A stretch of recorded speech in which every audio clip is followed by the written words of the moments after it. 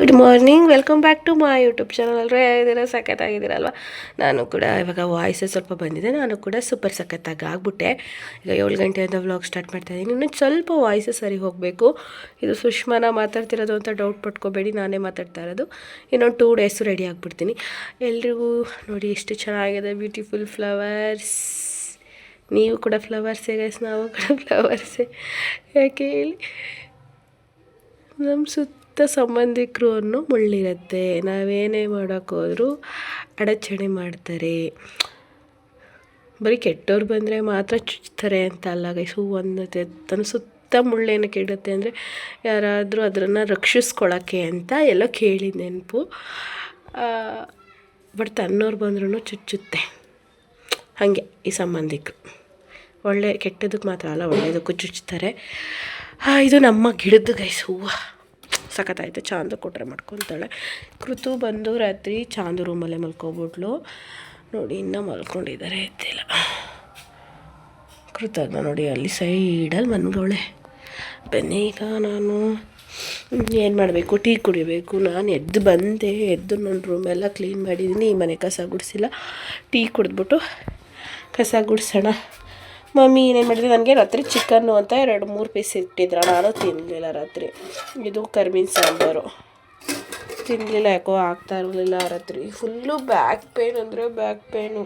ಅವತ್ತಿಂದ ಟ್ರಾವೆಲ್ ಮಾಡ್ತಾನೆ ಇದ್ದೀನಿ. ಎಮ್ದಲ್ಲಿ ಸ್ಕೂಲ್ ಹತ್ರ ಹೋಗ್ತೀನಲ್ಲ ನಾನು, BLO ವರ್ಕ್ಗೆ ಕೂತಂಗೆ ಕೂತಿರ್ತೀನಲ್ವ. ನನಗೆ ಬೇರೆ ಸೆಕ್ಷನ್ ಆಗಿರೋದು, ಸಿಸರಿಯನ್ನು. ಬೆನ್ನು ಎಳುತ್ತಾ ನೋವು ಬೆಳಗಾನ ಹೊಳ್ಳಾಡ್ಬಿಟ್ಟಿದ್ದೀನಿ ಗೈಸ್. ಟೀ ಕುಡಿತಾ ಇದ್ದೀನಿ. ಇವತ್ತು ತುಂಬ ದೊಡ್ಡ ಲೋಟ ಇದು. ನಮ್ಮ ದೊಡ್ಡಮ್ಮ ಕುಡಿಯೋ ಲೋಟದಲ್ಲಿ ಕುಡಿತಾ ಇದ್ದೀನಿ. ಈ ಕರ್ಮೀನ್ ಸಾರು ಆ್ಯಂಡ್ ಚಿಕನ್ 2 ಗ್ರೇವಿನ ಬೇಯಕ್ಕೆ ಇಟ್ಟಿದ್ದೀನಿ. ಇವಾಗ ಕೃತಕ್ಕೆ ಹಾಲು ಕಾಯಿಸ್ಬೇಕು. ಸ್ವಲ್ಪ ನೆನೆ ಮಧ್ಯಾಹ್ನ ಮಾಡಿದ ಬಿರಿಯಾನಿ ಇದೆ. ಇದು ನಾವಂತೂ ತಿನ್ನಲ್ಲ. ಇಲ್ಲಿ ದೋಸೆ ಇಟ್ಟಿದೆ, ಇವಾಗ ದೋಸೆ ಹಾಕೋತೀವಿ. ದೋಸೆಗೆ ಕರ್ಮೀನ್ ಸಾಂಬಾರಲ್ಲಿ ಊಟ ಮಾಡ್ಕೊಂಡ್ರೆ ಆಯಿತು. ಇವಾಗ ಚಟ್ನಿ ಗಿಟ್ನಿ ಏನೂ ಆಡಿಸಲ್ಲ ನೆಂಚಕ್ಕೆ. ಏನಂತ ಹೇಳಿದ್ರೆ ಏನೋ ನೆನ್ಕೊಂಡೆ ಗೈಸ್, ನಿಮ್ಮ ಹತ್ರ ಮಾತಾಡೋಣ ಅಂತ ಮರ್ತೇ ಹೋಗೈತಾಗಿ. ಕೃತಕ್ಕೆ ಹಾಲು ಕಾಯಿಸ್ಬೇಕು. ಏನೋ ಹೇಳೋಣ ಅಂತ ಬಂದೆ, ಮರ್ತೋಯ್ತು. ನೆನಪಾದಾಗ ಹೇಳ್ತೀನಿ. ಈಗ ಅವಳಿಗೆ ಟೀ ಇಟ್ಕೊತಿದ್ದಾಳೆ. ಕೃತಜ್ಞ ಹಾಲು ಕುಡಿದ್ಲು. ಚಿನ್ನಮ್ಮ ಟೆಸ್ಟ್ಗೆ ರಿವಿಸನ್ ಮಾಡ್ಕೊ. ಟೆಸ್ಟು ನಮ್ಮಮ್ಮ ಖಾರದ ಪುಡಿ ಎಲ್ಲನೂ ಬೆರೆಸ್ತದೆ ಗೈಸ್, ಮಿಕ್ಸಿಂಗ್ ಮಾಡ್ತಾರೆ. ಅಮ್ಮ ಯಾಕೆ ಮ್ಯಾಥಮೆಟಿಕ್ಸು ಚಿನ್ನದೇನೆ ಯಾವ ಟೆಸ್ಟ್ ಬರ್ಸಿದ್ದು ನಿಂಗೆ? ಇಂಗ್ಲೀಷು ತಾನೇ? English rhymes. ಇವತ್ತು ಮ್ಯಾಥಮೆಟಿಕ್ಸು ಕನ್ನಡ.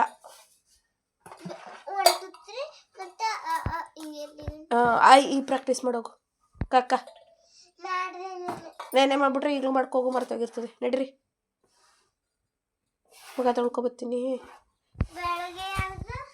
ಇಡ್ಲಿ ಬೇಯಕ್ಕಿಟ್ಟೆ ಫ್ರೆಂಡ್ಸ್. ನಾನು ದೋಸೆ ಹಿಟ್ಟು ಅಂದ್ಕೊಬಿಟ್ಟಿದ್ದೆ. ಸಾರಿ, ನಮ್ಮನೆ ಇಡ್ಲಿ ನೆನ್ನೆ ಆ ಇಡ್ಲಿ ಹಿಟ್ಟೆ ಬೇಕಿತ್ತಲ್ಲ, ಇಡ್ಲಿ ಎಲ್ಲ ಬಿಟ್ಟಿಟ್ಟಿದ್ದೀನಿ. 3 ಪ್ಲೇಟ್ ಕಾಯ್ತು ನೋಡಿ. ಸ್ವಲ್ಪ ಚಾನಲ್ಲ ಜಾಸ್ತಿ ತೋರ್ಸಕ್ಕಲ್ಲ. ಎಲ್ಲ ಟೋಟಲ್ ಎಷ್ಟು $1 ಐತೆ? ಓ ಮೈ ಗಾಡ್, ಪರವಾಗಿಲ್ಲ ಗೈಸ್. ಇವಳೆ ಶ್ರೀಮಂತ ಐತವಳೆ, ನಾನೇ ಬಡವಿ ಐತಿದ್ದೀನಿ. ಯಾಕೆ? ಕರೆಕ್ಟಾಗಿ ಮಾಡಿದ್ರೆ ತಾನೇ ವ್ಯೂಸ್ ಬರೋದು.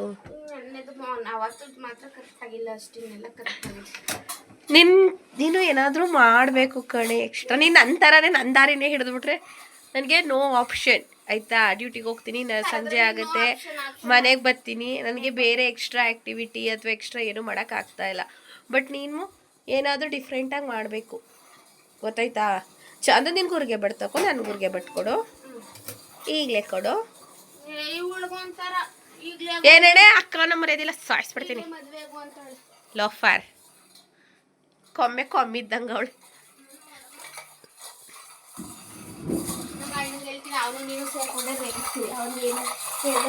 ಇದೇ ರೀಚ್ ಆದ್ರಂತ ಸ್ವಾಗತ.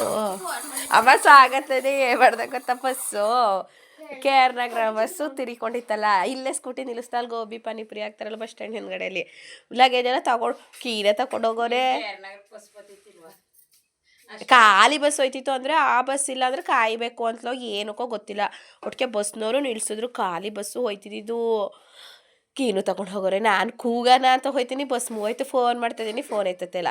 ಇನ್ನು ಅಪ್ಪಾಜಿ ಫೋನ್ ಮಾಡಿ ಮನೇಲಿರೋ ಕೀ ತಗೋಬಾ ಅಂತ ಹೇಳಬೇಕು. ಅಪ್ಪಾಜಿಯಲ್ಲಿ ಬೈತದೆ, ಸುಮ್ಮನಿರ್ತದ ಅಪ್ಪಾಜಿ. ಸಾಯೋ ಏನಪ್ಪ ಮಾಡೋಣ, ಫೋನ್ ಬೇರೆ ಎತ್ತತ್ತೆ ಇಲ್ವಲ್ಲ. ಆಗ ಫೋನ್ ಮಾಡಿದ್ರು, ಅಲ್ಲಿ ಧನ್ವಂತರಿ ಕ್ಲಿನಿಕಲ್ಲಿ ಕೊಟ್ಟಿದ್ದೀನಿ, ಚುಂಚನಕಟ್ಟೆ ರೋಡಲ್ಲಿ ಹೋಗಿಸ್ಕೊಳ್ಳಿ ಅಂತ. ಆಗಾಗ ಆನಂದ ಟೆಕ್ಸ್ಟೈಲ್ ಎದುರುಗಡೆ, ಆ ಕಡೆಗೆ ಸಾಯಿ ಕ್ಲಿನಿಕ್ ಎದುರುಗಡೆ. ಆಗ ಗಾಡಿ ಸೈಡ್ಗೆ ಹಾಕ್ಬಿಟ್ಟು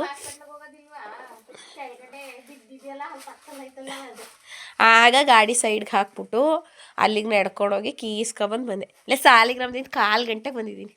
ಅಲ್ಲೇ 2 ತಾವು ನಿಲ್ಲಿಸ್ದೆ ಅಷ್ಟೇ, ಫಾಸ್ಟಾಗಿ ಬಂದಿದ್ದೀನಿ.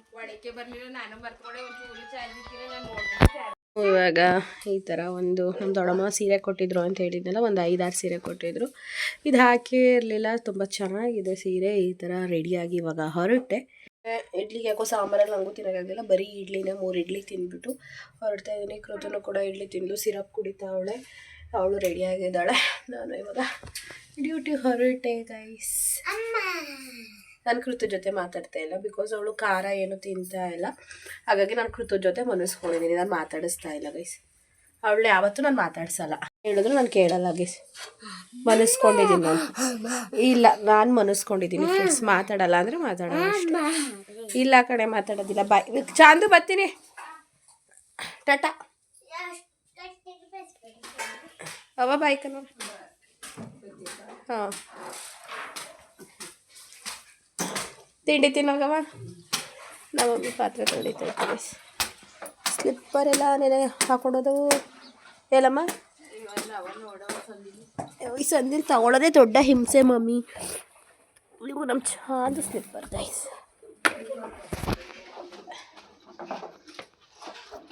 ನೋಡಿ, ನಾನು ಗುಲಾಬಿ ಮೇಲೆ ನಮ್ಮ 2 ಕೊಳೆ ಬಟ್ಟೆ, ಒಂದು ಚೀಲ, ನಮ್ಮ ಕುರ್ತದೊಂದು ಹಾಸಿಗೆ ಎಲ್ಲನೂ ಹಾಕ್ಬಿಟ್ಟೈತಿ ಗುಲಾಬಿ ಮೇಲೆ. ಇವೆಲ್ಲ ನಮ್ಮ ತಣ್ಣಗೆ ಗೆಜ್ಜೆ ಹಾಕೋರೆ ಬಿಸಿಲಿಗೆ, ಅದು ಹೆಸ್ರು ಗೆಜ್ಜೆ ಹಾಕೋರೆ ಸ್ವಲ್ಪ. ಡ್ಯೂಟಿ ಮುಗಿಸ್ಕೊಂಡು ನಾನು ಮತ್ತೆ ಮನೆಗೆ ಹೋಗ್ತಾ ಇದ್ದೀನಿ. ನನ್ನ ಮುಖ ನೋಡಿ ಯಾವ ಥರ ಆಗೋಗಿದೆ. ಬೆಳಿಗ್ಗೆ ಒಂಥರ ಫ್ರೆಶ್ ಆಗಿರುತ್ತೆ, ಸಂಜೆ ಬರೋಷ್ಟರಲ್ಲಿ ಬಾಡೋಗ್ಬಿಟ್ಟಿರ್ತೀನಿ. ಆಯಿತು ಗೊತ್ತಾ, ನಾನು ನಮ್ಮ ಸ್ಕೂಲ್ ಸರು ಸ್ಕೂಲ್ ವ್ಯಾನ್ ಬರ್ತದೆ ಗಂಗೂರಿಗೆ ರಾಮನಾಥ್ಪುರದಿಂದ, ಅವು ವ್ಯಾನ್ಗೆ ಹತ್ಸಿದ್ರಾ. ನಮ್ಮ ರಿಲೇಷನು ಗೊತ್ತಿರೋರು ಕರ್ಕೊಂಡು ಹೋಗ್ತಾರೆ ಅಂತ 4 ಗಂಟೆಗೆ ಹತ್ತಿದವಳು 4:08 ರಾಮನಾಥ್ಪುರಕ್ಕೆ ಬಂದ. ನಂಗೆ ಮೈಸೂರು ಗಾಡಿ ರೆಡಿಯಾಗಿತ್ತು, ಅದಕ್ಕೆ ಹತ್ತಿದ್ರೆ 4:50 ಸಾಲಿಗ್ರಾಮಕ್ಕೆ ಕರ್ಕೊಬಂದ್ಬಿಟ್ರಾ.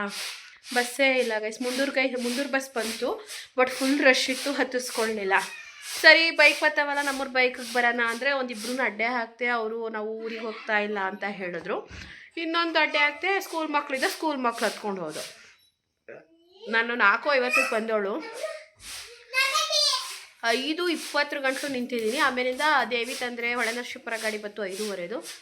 ಅದಕ್ಕೆ ಹತ್ಕೊಂಡು ಬಂದು ತಂದರೆ ಕೊಪ್ಪಲು ಗೇಟಲ್ಲಿ ಇಳಿದ್ಬಿಟ್ಟು ಅಲ್ಲಿಂದ ನಮ್ಮ ಬೀದಿ ಆಂಟಿ ಇನ್ನೊಬ್ರು ಬಂದರು. ಅವರು ಇನ್ನೊಬ್ಬರು ಹುಡುಗಿರು, ಸ್ಕೂಲ್ ಹುಡುಗಿರು, 3 ಜನ, ಒಂದು 5 ಜನ ನಡ್ಕೊ ಬರ್ತಾ ಇದ್ದು. ಅಷ್ಟರಲ್ಲಿ ನಮ್ಮ ಬೀದಿ ಅಣ್ಣ, ಸಿಂಹ ಅಂತೀವಿ ನಾವು, ನಮ್ಮ ಪಕ್ಕದ ಮನೆ ಅಣ್ಣ ಬಂದರು.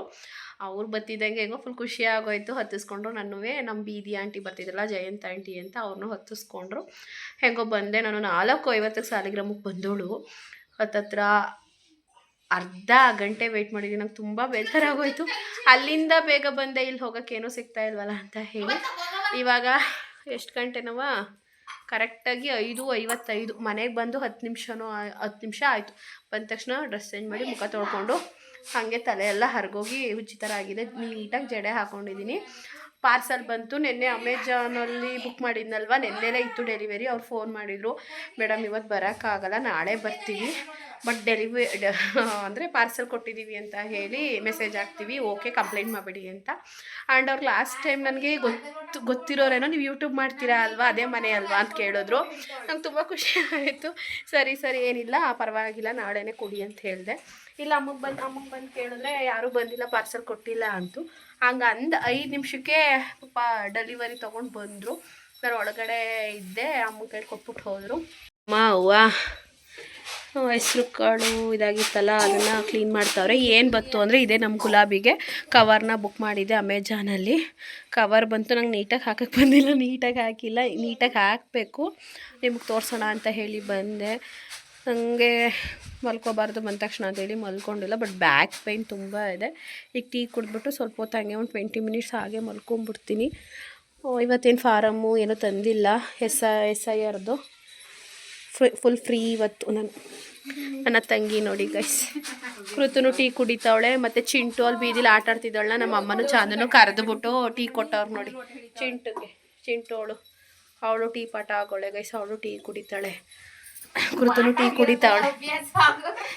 ಪಾಠ ಅಭ್ಯಾಸ ಎರಡು ಒಂದೇ. ನಮ್ಮ ಕೃತು ನೋಡಿ ಸಣ್ಣ ಆಗಿರೋದಕ್ಕೆ ಹೆಂಗೆ ಕಾಣ್ತಾವಳೆ, ಅವಳೆ ಡ್ರೆಸ್ ಎಲ್ಲ ದೊಡ್ಡ ದೊಡ್ಡ ಕಾಣ್ತಾ ಕೂತವೆ. ಲೇ ಚೆನ್ನಾಗಿಲ್ವೇನೆ ಕವರು? ಸಾಕಲ್ವಾ? ಫ್ರೆಂಡು ಮಗಳು ಅಮ್ಮ ಚಾಂದು ಉಪ್ಪು ಸಾಂಬಾರು ಮಾಡ್ಬಿಟ್ಟು ಹೋದ್ಲು. ನಾನು ಊಟ ಮಾಡಿದೆ ಇವಾಗ 7 ಗಂಟೆಲೆ. ಹಸುವಾಗ್ತಿದ್ದಕ್ಕೆ ಉಪ್ಪು ಸಾಂಬಾರು ರೆಡಿ ಇದೆ. ಅಮ್ಮ ಅನ್ನ ಮಾಡೈತೆ, ನಾನು ಮುದ್ದೆಗೆ ಇಟ್ಟಿದ್ದೀನಿ ನೋಡಿ. ನಮ್ಮ ಮನೆ ಎಲ್ಲರೂ 3 ಜನನೂ ಒಂದೊಂದು ಕೆಲಸ ಮಾಡ್ತೀವಿ. ಕೃತಾಗಿ ನನಗೆ ಟೆಸ್ಟ್ ನಡೀತಾ ಇರೋದ್ರಿಂದ ನಾಳೆ ಅವಳಿಗೆ ಹಿಂದಿ ಮತ್ತು ಇಂಗ್ಲೀಷ್ ಇದೆ. ಸೊ ಇಯರು, ನೋಸು, ಟಂಗು ಅದನ್ನು ಪ್ರಾಕ್ಟೀಸ್ ಮಾಡ್ತಾ ಇದ್ದಾಳೆ. ಸರಿ ಹೇಳ್ಕೊಂಬರಿ ಅಂತ ಹೇಳಿಲ್ವಾ ಸ್ಪೆಲ್ಲಿಂಗ್ನ? ಇಯರ್ಗೆ ಸ್ಪೆಲ್ಲಿಂಗ್ ಹೇಳು. ಇಯರ್ಸ್ಗೆ ಸ್ಪೆಲ್ಲಿಂಗ್ ಹೇಳು ಪಾಪ. EARS.